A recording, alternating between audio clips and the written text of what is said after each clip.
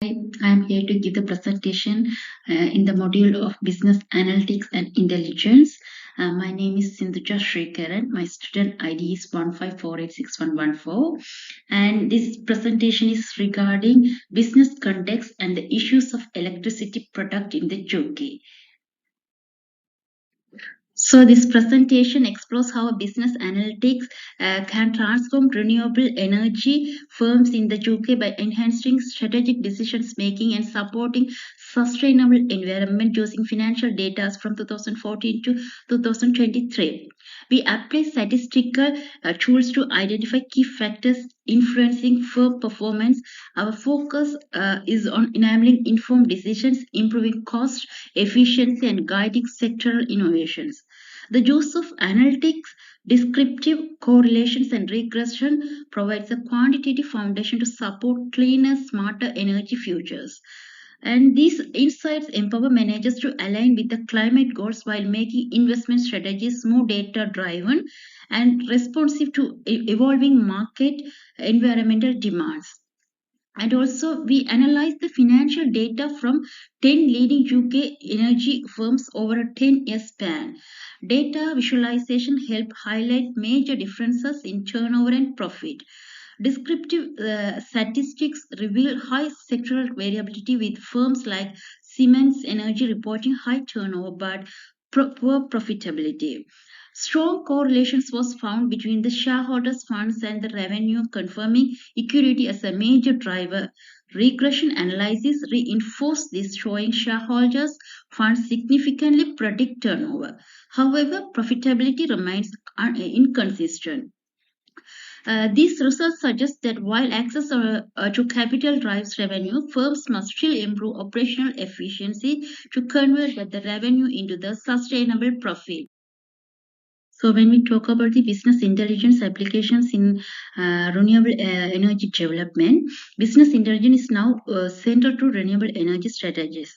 Actually, the research shows analytic effectively focused energy consumptions, supporting solar and wind growth. Also, demonstration how data tools improve policy and performance evaluations.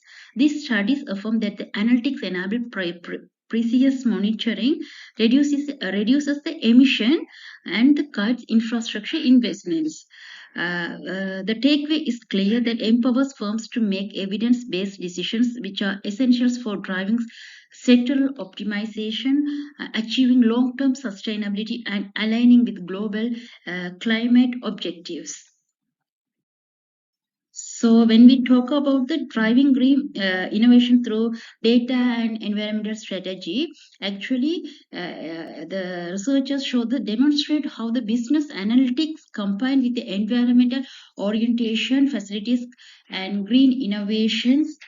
Their researchers actually shows analytics not only supports sustainable decisions making but also mediates the path to the competitive advantage.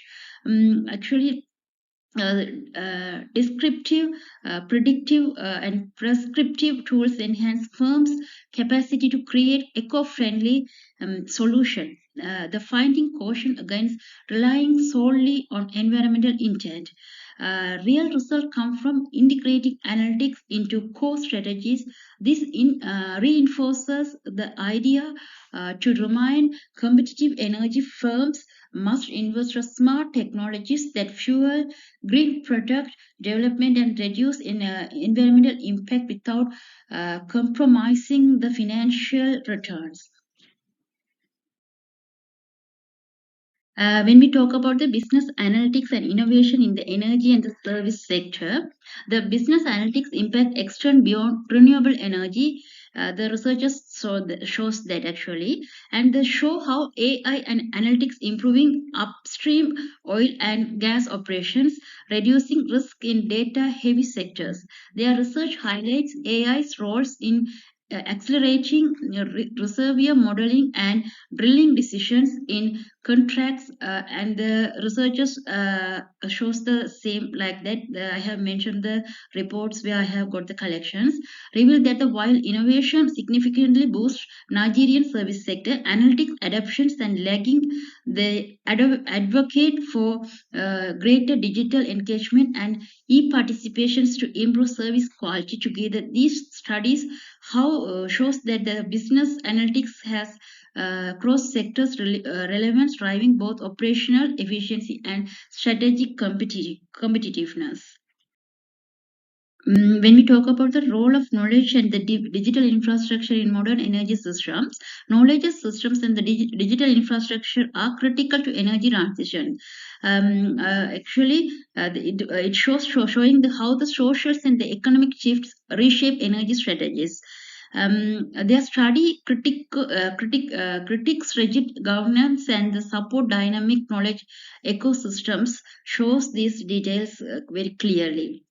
They call for standard digital systems like microgrids and VPPs to manage growing decentralizations. These insights confirm that the successful transitions need more than finance.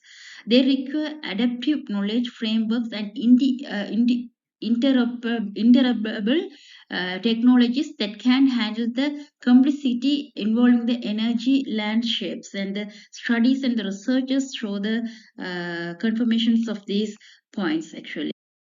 So when we see the data collections of the company and sample I have given here. Actually, I have collected the secondary data from creditable databases including Statista, IBI's World, and Yahoo Finance, focusing on 10 UK energy companies, energy companies from 2014 to 2023. Firms like Siemens Energy, EDF, and the Scottish Power represents varying scales, allowing for a balanced analysis metrics such as turnover, profit before tax, shareholders' funds, and net tangible assets were examined. This data provides a foundation to explore trends, measure sectors, performances, and run analytics models that can uncover what really drives success in this industry. These firms were selected for their significant roles and the diversity within the UK's renewable energy sector. So when we talk about the data visualization, turnover and data reveals wide disparities in market presence. Siemens Energy tops the list while renewable energy systems lags far behind. Suggestions and the Nikkei focus profit before taxations also varies, with 4 sites groups showing the highest profit and the seamless recording. The biggest loss despite its high turnover. This disconnect highlights how scale doesn't guarantee efficiency. This implication is that investment strategies and the cost control vary greatly across the firms. By comparing the turnover and the profit together, we see that the high revenue does not always translate the high profitability, pointing the inefficiency of high operational cost. And net tangible assets giving insights into the physical capital strength. Seamless and the EDF showing strong assets positions supporting their operational scale. In contrast, Scottish Power negative assets such as reliance on intangible or debts. And similarly, shareholders' funds reflect ownership value. Seamless again leads indicating solid investor support. Actually, the Scottish Power minimum equality raises sustainable concerns. Further, similarly, shareholders' funds reflect the ownership value. Seamless against leads. Seamless again the leads indicating solid investor support. Scottish Power's minimum equality raises sustainability concerns. These metrics shows that while capital investment is vital, its structure, depth with equality affects long-term sustainability. Understanding these differences help investors to evaluate financial health beyond short-term profits, ensuring growth is grounded in a strong capital frameworks. Also, profit margin shows financial efficiency. Staycraft achieves the highest margin, signaling cost effectiveness. On the other hand, EDF and OVO have negative margins, indicating losses or poor pricing. Descriptive statistics confirm high variability across firms. High standard deviations and skewness imply that a few large firms distort average. The mode was absent, reinforcing each firm's uniqueness. This pattern suggests that while some firms excel, many struggle, highlighting the need for targeted strategies. Business intelligence can guide firms to better understand and manage these differences, driving more consistent and profitable performance.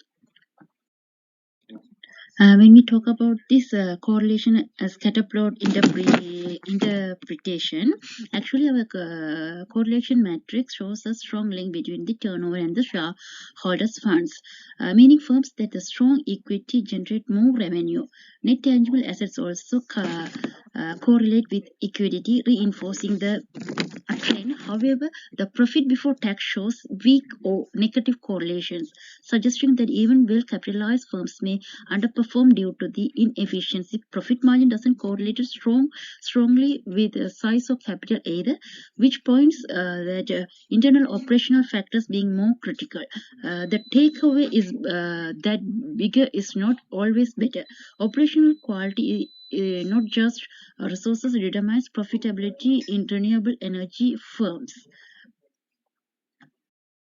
When we talk about the single regression, actually, our single regressions model proves that the shareholders' funds are a strong predictor of turnover with an R-squared of 0.931 and a significant F value far below 0.05. The model is satisfactorily reliable. The positive coefficient confirms that as a shareholders' equity increases, turnover also rises. However, the intercept is not significant, meaning without shareholder funds, the model cannot explain revenue pattern. This shows equity strength is foundational to growth, especially in capital-intensive industries like energy. This model helps managers forecast revenue based on equity levels and plan investments accordingly. So when we consider about the multiple regression model provides deeper insight, showing that 98.3% of turnover variation is explained by the included variables. Shareholders' funds have a significant positive effect, while net tangible assets negatively affect turnover, possibly due to underutilized or depreciating assets. Profit and profit margin increasingly are not significant predictors. This reveals that having assets or even past profits doesn't guarantee revenue growth. The model reinforces the idea that strategic equity use is more impactful than other variables. Managers must therefore prioritize effective capital structure and resource optimizations for revenue enhancement. So when we talk about the conclusion of this assignment, the thing is, our analysis concluded that while shareholder equity drives turnover, profitability remains unstable. This is due to the cost inefficiencies and inconsistent assets usage. Literature supports that business analytics, when paired with environmental strategies, enhances green innovation and competitiveness. To improve, firms should restructure capital sustainably and invest in the advanced analytics. These tools can identify inefficiencies and forecast trends more accurately. Embracing innovation, data-driven planning, and collaborative R&D can help firms reduce emissions, cut costs, and align with long-term climate goals, securing their place in their competitive and sustainable energy future. And also I have mentioned the references where I have collected the data to present this presentation, and these references I have mentioned in these slides. You can refer these things, and also thank you for this golden opportunity. Thank you.